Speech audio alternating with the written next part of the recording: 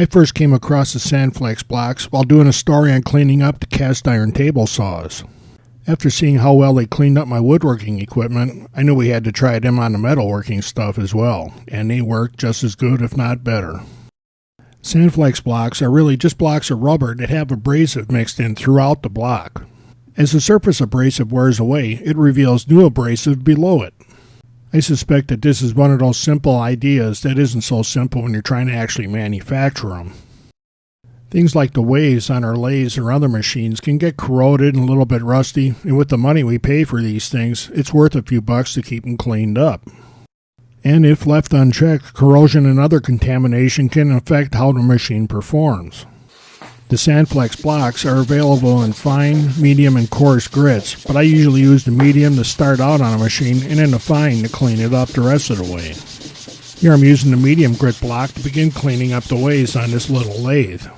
It doesn't take long at all to clean up a machine. You can see here how quickly a sheen develops on the metal, and this is still with the medium block. Flipping the block over once in a while you're using it helps prevent buildup or something, but it makes it work more consistently.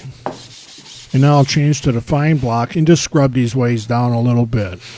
If the metal's not badly corroded or stained, I'll use the fine block just to clean it up a little bit. It took me less than 10 minutes to clean up the waves on this lathe, and that's well worth the effort when you consider what I paid for it. I'm always using things I probably shouldn't be for welding, but I can get rid of that evidence real quick with the fine grit block. If you're one of those guys that uses screwdrivers for just about everything but driving screws, you'll appreciate how fast you can clean them up with these blocks.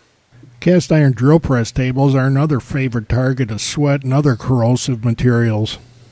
You can see here that my table isn't corroded or rusted very bad, but it could stand a cleaning up. I'm going to do this one end plate section. We'll just scrub it down with the medium grit block to start with. Once you start rubbing a metal surface like this with these Sandflex blocks, you're just liable to be amazed at how much grit and contamination there actually is on that metal. Just like the waves on that lathe, this metal's already starting to show a little bit of shine. And now I'll change over to the fine grit block and just polish this up a little bit. I probably could have started with the fine grit block on this job, but using the medium grit to start with just speeds the process up. It only took a couple of minutes to do this wing on my drill press table, but you can see a big difference between it and the rest of the table in color and the shine on it. Drill presses aren't cheap either, so it's nice to be able to take care of them and make them work and look good. If the surface of a putty knife gets roughed up even a little bit, it doesn't work as well. It only takes seconds to clean that surface up with one of these Sandflex blocks. The Sandflex blocks cost about $4.50 a piece, but that's real short money considering everything they do and how long they last. I've been shining up stuff all over my shop with these two, and they still don't show any wear at all.